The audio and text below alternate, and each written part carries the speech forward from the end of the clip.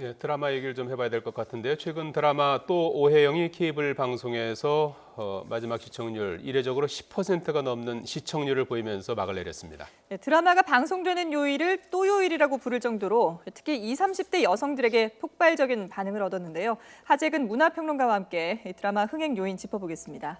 네, 안녕하십니까? 안녕하세요. 예. 월요일, 화요일에 이제 방송됐던 드라마 또 오해영. 예. 뭐 이렇게 특별히 출연진이 화려한 것도 아니고 작가가 예. 이렇게 뭐 유명한 그런 작가도 아니고 예. 그런데도 불구하고 이제 케이블에서 또 방송이 됐던 드라마인데 예. 예, 상당한 시청률을 끌어올렸습니다. 그 예. 요인은 뭐라고 보십니까? 거의 그 사람들을 깜짝 놀라게 한 사건인데 케이블 드라마가 그동안 금토에는 몇몇 히트작을 냈지만 예. 월화 드라마는 사실 그렇게 그 지상파를 압도하는 수준은 아니었기 때문에 이번 드라마가 말씀하신 것처럼 그렇게 뭐 톱스타가 나오는 것도 아니고 주목을 크게 받은 것도 아니어서 대단히 큰 기대를 받은 건 아니었는데도 불구하고 거기다가 시간대도 밤 11시. 그렇죠. 시간대도 늦었고 근데 시작하자마자 엄청난 팬들의 환호, 특히 여성 팬들의 집중적인 지지가 나타났는데 그 현상은 아무래도 대다수 평범한 여성들의 심정을 대변했다.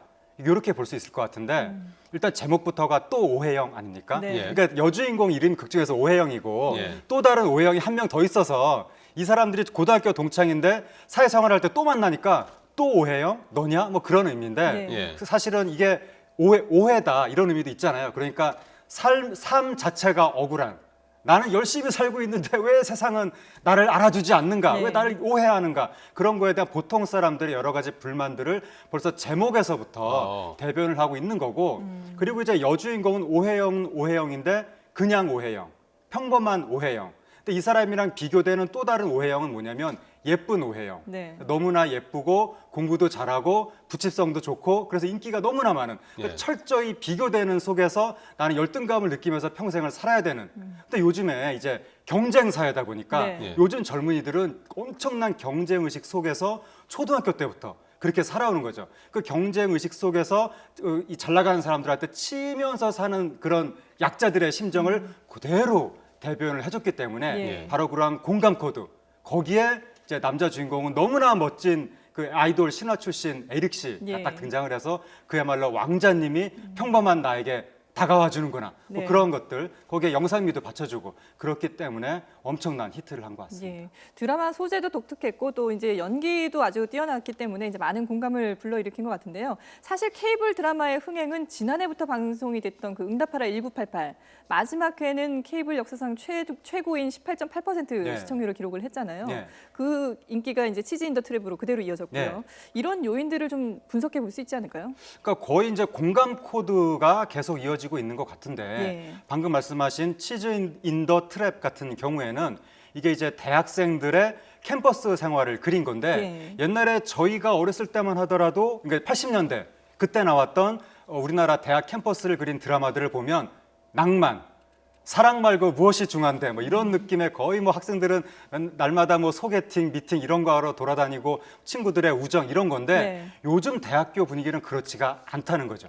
그런데 치즈 인 더 트랩이라는 드라마가 바로 요즘 대학교의 그런 분위기, 대학교 안에서마저도 살벌한 경쟁을 해야 되고 학생들은 아르바이트 하느라 너무나 바쁜 와중에 미래에 대한 불안감에 시달려야 되고 그리고 또 혼자 사는 여성, 혼자 사는 대학생 같은 경우에는 혹시 내가 성범죄를 당하지 않을까 뭐 공포에 떨어야 되고 바로 그러한 요즘 대학생들의 생활을 굉장히 리얼하게 그렸기 때문에 역시 또 왕자님은 등장하고 그래서 이제 치즈 인 더 트랩이 한국뿐만 아니라 이제 중국에서까지도 화제가 됐었고 그 다음에 이제 응답하라 시리즈 같은 경우에는 이게 응답하라 1997, 1994, 1998, 1988, 응칠, 응사, 응팔 이렇게 넘어오는 건데 점점점 옛날로 거슬러 올라가는 거죠.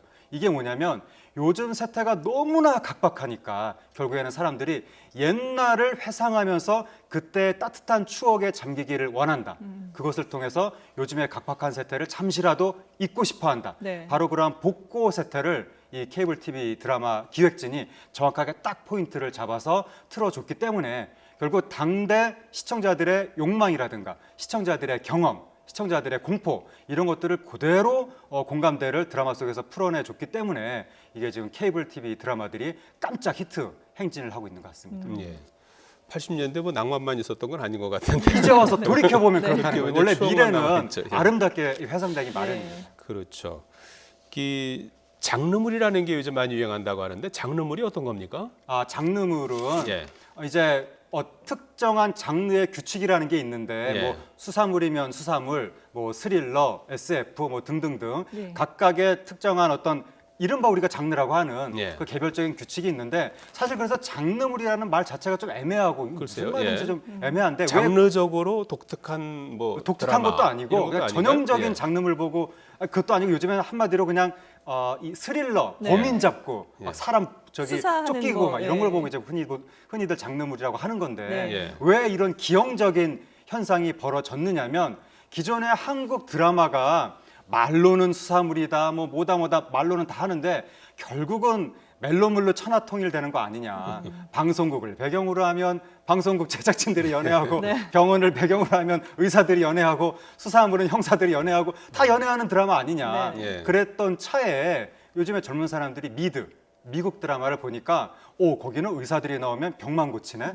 연애를 안 하네, 형사들은 범인만 잡네. 네. 예. 거기에 대해서 굉장히 젊은 사람들이 환호하고 있던 차에, 예. 근데 이제 바로 그때 케이블 TV가 올해 그 시그널이라는 드라마를 통해서 네. 예. 거기 이제 김혜수 씨가 형사로 등장하는데 이 정도 되면 기존의 지상파 드라마 같으면 김혜수 씨가 또 어느 연하의 형사랑 연애를 하겠구나 예. 이렇게 생각을 하고 있었는데 네. 케이블 TV에서 만든 그 드라마는 연애를 하지 않고 계속 범인만 잡는 겁니다. 예. 그러니까 이거는 스릴러의 장르 규칙에 충실한 장르물이다라고 장르물. 하면서 기존의 지상파 드라마의 관습에 질렸던 예. 젊은이들, 미드에 열광했던 젊은이들을 그대로 흡입하면서 예. 이것도 깜짝 히트를 했습니다. 예. 방금 김혜수 씨 말씀을 하셨지만 네. 사실 지금 케이블 드라마를 좀 더 눈여겨봐야 되는 부분이 그전에는 영화라든지 지상파 드라마에서만 볼 수 있었던 탑스타들이 지금 케이블 드라마로 대거 이동하고 있잖아요. 앞서 네. 말씀드렸던 김혜수 씨도 그렇고 네. 조진웅 씨라든지 뭐 지금 전도연 씨까지 이제 나올 예정이고요. 네. 또 고현정 씨도 지금 연기를 하고 있고요. 네. 이런 부분도 좀 독특한 시점인 것 같아요. 그렇죠. 그러니까 옛날 같으면 톱스타들이 네. 이게 좀 방송사를 급을 나눴기 때문에 네. 나는 지상파를 벗어나지 않는다. 예. 뭐 그러한 의식이 있었는데 요즘은 케이블 TV를 스스럼 없이 선택하는가 하면 심지어 일부 그 연예 기획사에서는 스타들이 케이블 TV에서 건너온 시나리오를 더 우선적으로 고려한다. 이러한 흐름까지도 나타난다고 해서 네. 이게 과거에는 상상도 할 수 없었던 그런 현상인데 아무래도 이제 톱스타들 같은 경우에는 자신이 드라마 캐스팅되는 게 중요한 게 아니라 예. 캐스팅은 뭐 여기저기서 당연히 다 되는 건데 어느 드라마에 내가 나가느냐, 작품성, 이걸 굉장히 중요하게 흥행성. 생각을 그렇죠. 이런 흥행성, 것들을 작품성. 그리고 또 하나는 이제 그 스타들은 아무래도 CF 시장 같은 거에서 활동을 해야 되는데 네. CF 시장에서 중요하게 생각하는 소비자들의 연령대는 2040. 그러니까 젊은 사람들한테 많이 인기를 끄는 드라마에 나가야 되는데 예. 결국 지상파 드라마보다 케이블 드라마가 젊은 세대한테 좀 트렌드하게 다가가는 측면이 있는 거 아니냐. 예. 그러니까 이제 톱스타들도 케이블 드라마를 좀 선택하는 측면이 있는 거고 특히 이제 여자 톱스타들 같은 경우에는 어느 정도 연령대가 된 여자 톱스타들은 지상파 드라마로 오면 여주인공 고모 이모밖에는 할 수 있는 역할이 없고 네. 나이가 거기서 조금만 더 들면 이제 엄마 역할을 하면서 아들이 여자친구 데려오면 뺨을 때리거나 물을 끼얹는 요 정도 딱 전형적인 역할밖에 못하니까. 네. 근데 이제 케이블 TV 쪽에서는 방금 말씀드린 것처럼 이제 장르물 이런 걸 통해서 여주인공 나이가 많은 중년 세대 여주인공도 다양한 역할을 소화할 수 있도록 장을 열어주기 때문에 네. 그래서 이제 고현정 씨 이런 분들도 케이블 TV로 가는 것 같습니다. 예. 지상파도 뭐 드라마는 양보할 수 없는 영역일 텐데 예. 앞으로 드라마 시장을 놓고 엄청난 뭐 각축 경쟁이 일어날 수밖에 없겠군요. 그 지상파 드라마 제작진은 지금 작년에 네. 미생이 히트했을 때부터 엄청난 위기감에 휩싸였다는 것이 거의 피부로 감지될 정도로 굉장한 위기감이 있지만 예. 문제가 뭐냐면 과거에 굉장한 성공의 경험을 한 사람들은 혁신을 잘 못합니다. 예. 근데 지상파가 과거에 워낙 그 영화의 세월이 많이 있었기 때문에 믿지를 못하는 거죠, 그러니까 지금 과거에 성공했던 흥행 코드 예. 이걸 계속 반복하는 경향이 있는데 예. 이미 시대가 많이 변했기 때문에 예. 지상파도 완전히 원점에서 새 출발한다는 느낌으로 예. 새로운 시나리오, 새로운 설정 이런 것들을 개발할 필요가 있습니다. 네. 하재근 문화평론가였습니다. 잘 들었습니다. 고맙습니다. 감사합니다.